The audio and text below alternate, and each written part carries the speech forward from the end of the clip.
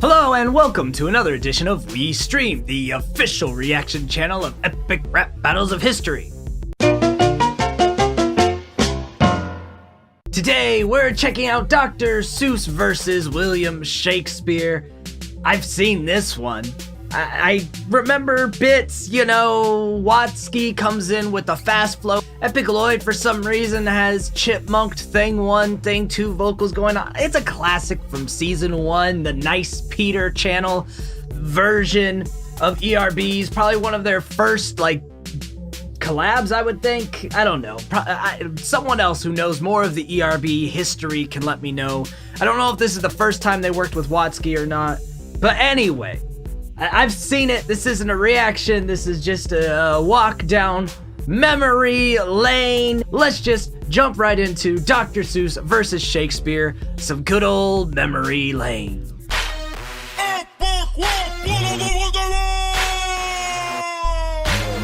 Dr. Seuss! Classic type of beat. Come bite my thumb, I hope you know the stakes. Bite my thumb. Oh boy, we're starting with, I forget that when Watsky gets in these modes, like when he did Edgar Allan Poe, same thing, he uses so much of the poetic nature of the person he's impersonating. It's just the touch of Watsky. I'll put a slug between your shoulder blades, then I'll squid like through yonder pose of breaks. Yeah, you love it. I am back on that assy bastard. My rhyme's a classic. Your crap is drafted by kindergartner high on acid. But come on, it's dope though. Who is that as Seuss? I know Seuss doesn't speak in this, but who's the actor? I don't know. I know Dr. Seuss doesn't say anything. Cat in the Hat, played by Nice Peter, I believe goes first, then Thing 1 and Thing 2 by Lloyd. But who's just the dude as the body for Dr. Seuss? Yo, bag. I recognize the face. I just can't put my finger on it. I like also Yee-ho bag. Can we bring that back as an insult? Yee-ho bags? You're an old white soldier boy who has no swag. Soldier Boy reference. Of all the references in this video that you would have thought wouldn't age well, you'd think the Soldier Boy one wouldn't age well, but Soldier Boy's kept himself relevant through scamming people with crappy emulator systems, so shout out to his hustle. And no gonads, egads, it's so sad. And to top it off, you're not a doctor. Also, that's a mad insult at Soldier Boy, too. He's basically saying, you have kindergartner acid rhymes. Huh, it's kind of like a white Soldier Boy with no swag. Let's go. I've never seen a softer author. You crook, you. I bet you wrote the Twilight books, too. You don't have to do Dr. Seuss like that. Bro, the Twilight books, though. Oh. Oh.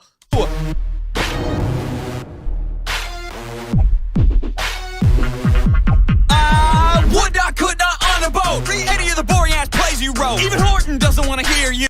That's Green Eggs and Ham reference, and then Horton here's a Who reference, right? Because in Green Eggs and Ham, I could not on a boat, blah, blah, blah. They're both doing the thing, right? Watsky came in with Shakespeare references, so Lloyd's coming in with Seuss references. You get it, you get it. Also, I'd like to point out that the pins that were sent as for being a patron by Lloyd and Pete actually match the color scheme of the blue suit I always wear. And then this button is purple and yellow, also pairs with the blue scheme. Oh shit, I just clicked a button that I wasn't supposed to click. Anyway, all I'm saying is thanks for keeping the color scheme of the suit in mind.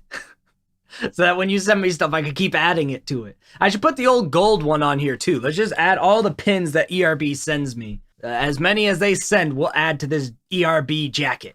The boat, any of the boring ass plays you wrote. Even Horton doesn't want to hear you. And Cindy Lou Who is afraid to go near you. Cindy Lou Who is afraid to go near you. That's actually a bigger insult than it seems, since Cindy Lou Who ain't even afraid of, like, the Grinch. She's like, everyone's chill to me.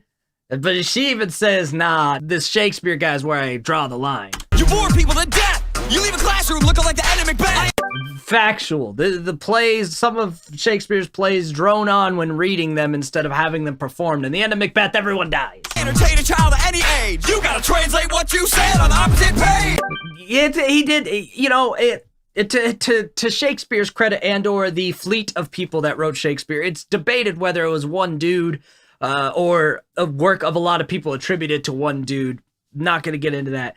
But there was so much being done to the English language, like inventing things like the word elbow, because that didn't have a word for it. So some of that stuck in our vernacular, others didn't. You know, other words he tried to create didn't.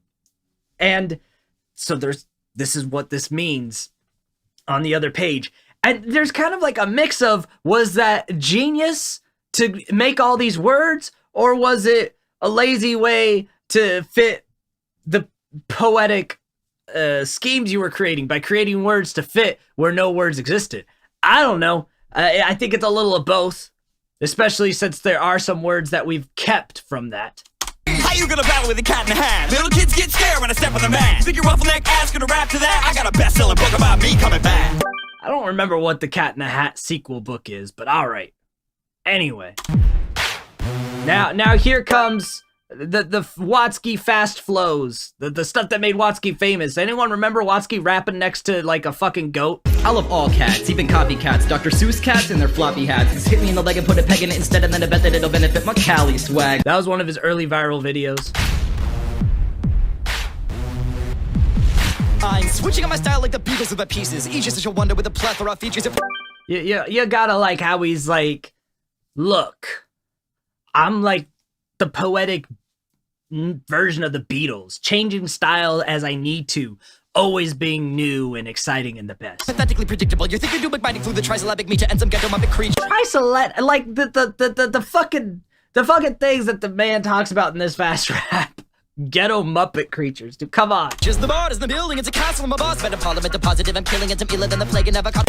Like the Parliament killing it, like there's so much that he does in this fast flow just to make it so entertaining, and he still keeps it in that Shakespearean style.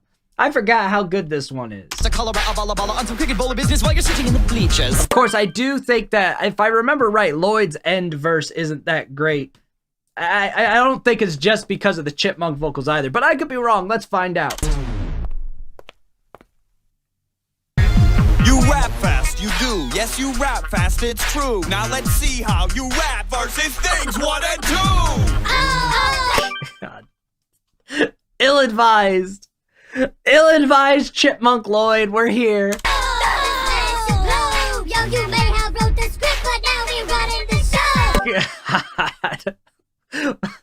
They had too much fun with this, and it's just so weird. You can take your fancy words and send them back home to your mama. Break a foot off in your ass with a feety pajamas. Yeah, like this, I don't understand why this happened. Then we'll cook you up and eat you with some ham and green eggs. We'll break up in your lane. Make no mistake, we in the rain. All does not end well when we All does not end well. It's the Shakespeare reference. bust out a cake. You getting upstage, Bill? Yo, you just got Oh. Now I remember why I haven't gone back to watch this one a bunch of times. I don't know why they had that happen. It's such a good battle, and then you just have that.